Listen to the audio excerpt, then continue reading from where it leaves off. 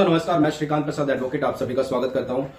दोस्तों, जैसा कि आज एक बहुत इंपॉर्टेंट एक सेंट्रल ब्यूरो ऑफ इन्वेस्टिगेशन जो भारत की मानी जाती है कि एक प्रीमियर इन्वेस्टिगेशन एजेंसी है भारत की। इससे बड़ी कोई इन्वेस्टिगेशन एजेंसी भारत में नहीं है। ये मानी जाती है, बट हकीकत में ऐसा बिल्कुल नहीं है। मानी तो जाती है, प्रिजम्पशन है, लेकिन एक्चुअल ग्राउंड पे ऐसा नहीं है। क्योंकि आज honourable chief minister of Delhi को 5 महीने की कस्टडी के बाद सुप्रीम कोर्ट ने यह जजमेंट बेल उनको ग्रांट किया है। और उसमें जो टिप्पणियां की है, ऑब्जर्वेशंस किए हैं सुप्रीम कोर्ट ने कि सीबीआई को यह साबित करना होगा कि वो बंद पिंजरे का तोता नहीं है पॉलिटिकल नेताओं का और पॉलिटिकल मास्टर्स का। इस तरह की टिप्पणी आज से 9 साल पहले कई बार हुई है, लेकिन मेन जो सबसे पहला स्टार्टिंग था 2013 में एक कोलगेट स्कैम जिसको कहते हैं, कोले का लाइसेंस जो है प्राइवेट कंपनीज को इलीगली बांट रही थी, उसमें इन्वेस्टिगेशन सीबीआई कर रही थी। उस केस में सुप्रीम कोर्ट ने कहा था कि सीबीआई पॉलिटिकल मास्टर्स का पिंजरे का तोता है, क्योंकि सिर्फ ये उनकी वॉइस को, पॉलिटिकल मास्टर्स जो है उनकी आवाज को यहां पर रख रहा है, जो वो बोल रही है वैसा ही कर रहा है। इनका अपना कोई स्टैंड, कोई इन्वेस्टिगेशन कुछ वो उस हिसाब से क्यों नहीं कर रहे हैं पता नहीं। ये 2013 में एक टिप्पणी थी। तो एक बहुत सख्त टिप्पणी होती है किसी इतने बड़े रेपुटेड एजेंसी के लिए, इन्वेस्टिगेशन के लिए, जहां पर आपको ये कोर्ट बोलती है, वही माननीय सुप्रीम कोर्ट सर्वोच्च न्यायालय, कि आपको साबित करना होगा कि आप एक बंद पिंजरे का तोता नहीं है। सोचिए कि क्या चल रहा है।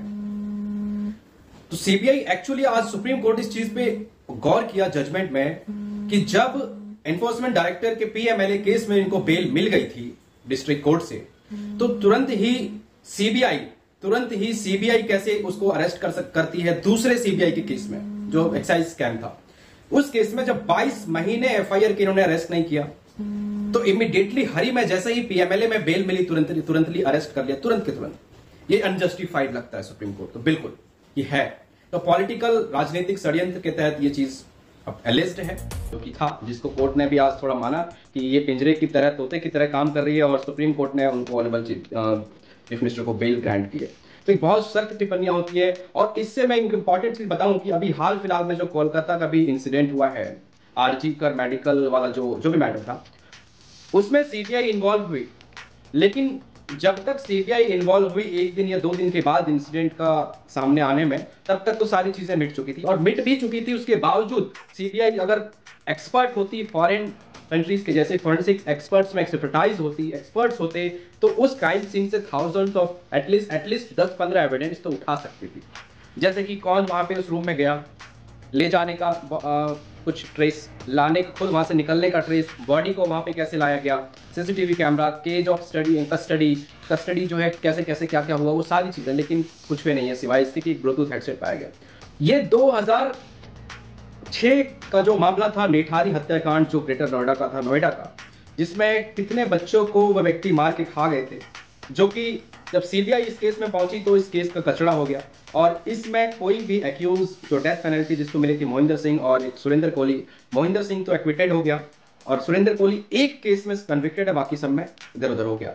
तो सोचिए क्यों, सिर्फ इस ग्राउंड पे कि एविडेंस सीबीआई के पास नहीं मिले, वहां भी कोलैप्स था सीबीआई। तो सीबीआई बस एक नाम मात्र के लिए प्रीमियर इन्वेस्टिगेशन एजेंसी है, पर काम वही बड़े दर्शन छोटे, नाम बड़े दर्शन छोटे। ये मैं कोई बायस्ड होकर नहीं कह रहा हूं, पर ये कह रहा हूं हकीकत कि सीबीआई इतनी प्रीमियर इन्वेस्टिगेशन एजेंसी होने के बावजूद इतने लचीले तरीके से काम करती है, किसी ऐसा लगता है कि कुछ इशारे पे किसी के काम कर रही है। तो ये चीजें गलत है। इस जो कमेंट है ऑनरेबल सुप्रीम कोर्ट को पिंजरे की तोते की तरह सीरियसली सीबीआई को लेना चाहिए, और इस तरह की भविष्य में चीजें, जो पॉलिटिकल मास्टर्स, पॉलिटिकल राजनीतिक करण जो सीबीआई का हो रहा है, ये रुकना चाहिए। और अपनी इज्जत का एटलीस्ट डेकोरम मेंटेन करने के लिए कि आप इतने बड़े इन्वेस्टिगेशन एजेंसी है, उसको मेंटेन करना चाहिए। इसी के साथ धन्यवाद सभी को करता हूं।